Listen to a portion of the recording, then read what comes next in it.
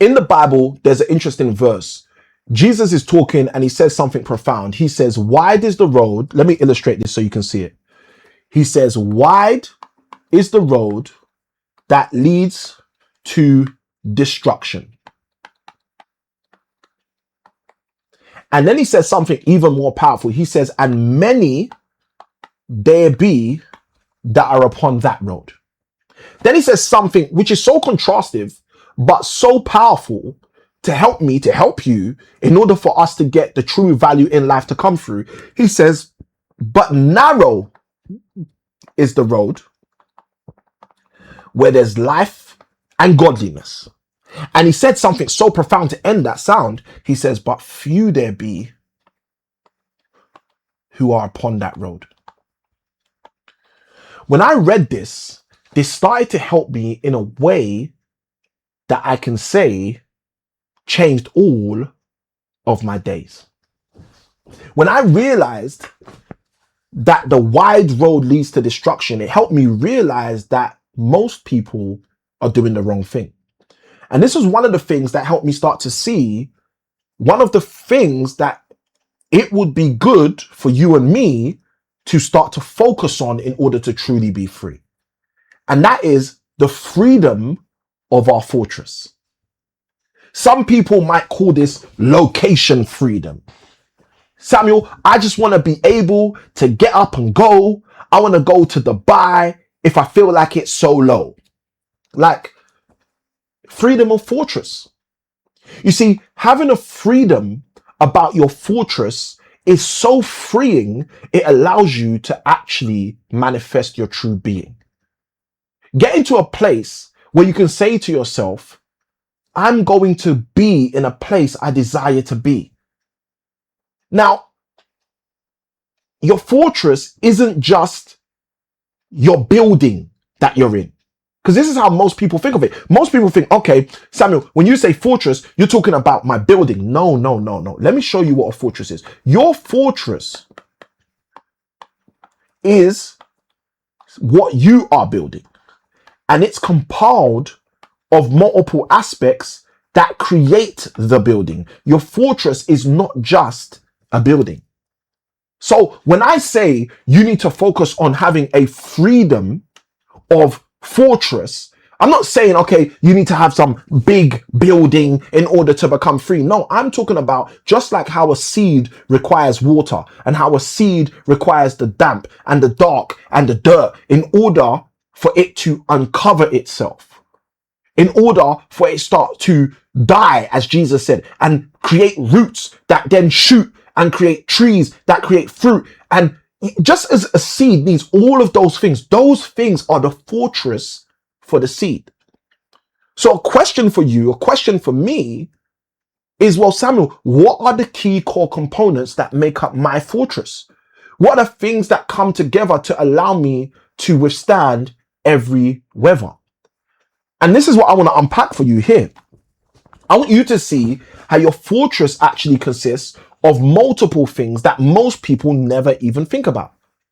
Your fortress isn't just the house you live in. The fortress isn't just the apartment you're trying to get in. Your fortress is your geographical location that gives you exponential potential in your finances and in your nation. Let's break this down so you can see what I'm talking about. When I say fortress, I'm talking about first and foremost your environment.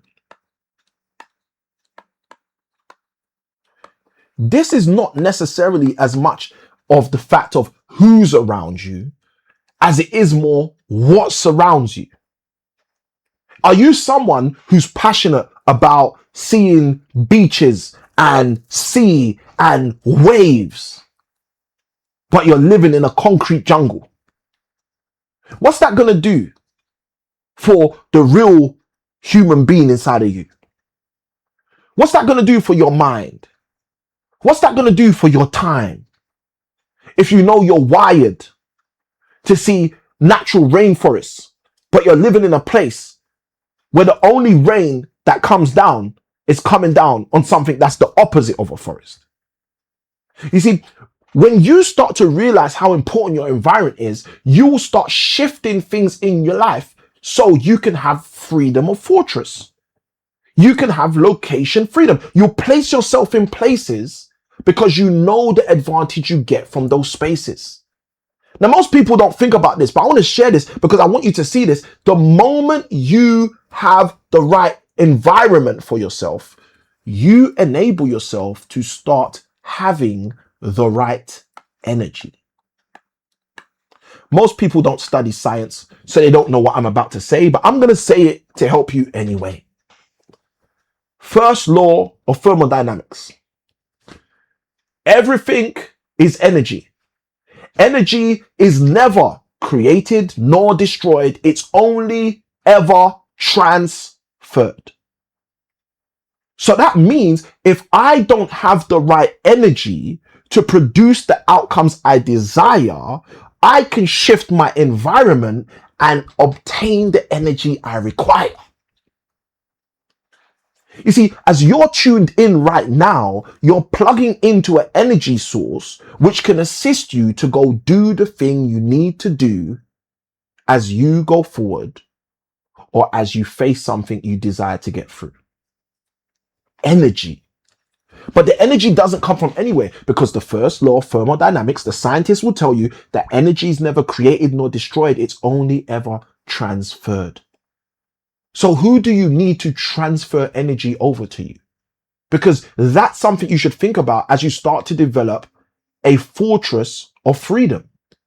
If you want to have an environment that pays you, one of the best ways it can pay you is not necessarily in pounds, dollars, and euros. If you get paid in energy, you get around people that energize you, you get into environments that bring energy through, everything can change for you. And most people don't think about this, but one of the powerful components of energy coming through is energy influences you also in the area of your thinking. We've all heard of the person who wanted to write a book, but every time they were in their house, they needed to take a look at their children that was crying, at their employer that was testifying, at the stress that was denying, and their bills as they were declining. We've all been in that place where we've heard of people. This guy wants to write a book, but everything in his house is just stressful and chaotic. He's never writing his book. So what does he do? He goes and rents a cabin for 30 days. He goes on a sabbatical for a few months, for a set of days. And what happens? He comes back with the book. I can show this to talk about what I mean. This is my master's in teaching. I came back with the book. He came back with the book. He took the time out. He changed his environment. He got some energy. It helped his thinking. He came back with the book. What about you? What's the book you're attempting to come back with, but for some reason you never come back with? Because you never shifted your environment. What's the content you wanted to come back with, but you never were able to come back with because you never shifted your environment? What's the business idea you wanted to launch, but you were never able to launch because you never shifted your environment? What's the relationship you wanted to get into, but you never managed to get into because you never changed your environment? I remember telling young guys this years ago when I did a lot more relationship counseling. I would tell them, if you find a woman in a club, don't be surprised when you get married and she's in the club. Don't be upset. Don't be angry. That's where you found her. That was the environment. So how much more so the same for you and me today? If you desire something to come through, if you desire life to pay, why wouldn't you change your environment and allow your environment to start to distribute to you a brand new energy and allow that energy to interact and shift your thinking? Now I'm going to say something. That energy might corrupt your thinking at the beginning. And you might be thinking, Samuel, corrupt my thinking. I don't want my thinking corrupted. Yes, you do. If there's a virus in you. Think about it from a computing perspective. If you have a computer with a virus inside, tarnishing all of the software in that computer, making that computer rendered useless. You want to use the computer to write a book. You want to use the computer to come up with your own software. You want to use the computer to program. You want to use the computer to change the world. And the computer barely turns on because of a virus that's eating it up from the inside. Guess what you want? You want antivirus to go in there and corrupt every part of that virus. So the first time you shift environment and it starts to introduce you to a new energy, it might feel like it's corrupting your current thinking. But that's okay, because we want that thinking corrupted anyway. It's our old thinking. It's stinking thinking. It's the thinking that kept us in the world where we were blinking. Instead of allowing us to go to a place that's more profound, a place that produces the results that are sound. We have to be the people that say to ourselves one day, Samuel, it's time to change your environment. Samuel, it's time to go somewhere else so you can be someone else and produce the results that you've been waiting for from yourself. By taking it upon ourselves to shift our environment, we give ourselves the opportunity to receive new energy. When we give ourselves the opportunity to finally receive new energy, we are blessing ourselves with the opportunity to enhance our thinking. Now, if you haven't realized this already, here's where this really gets heavy. The moment you start changing your thinking, that will automatically impact your action, the way you act.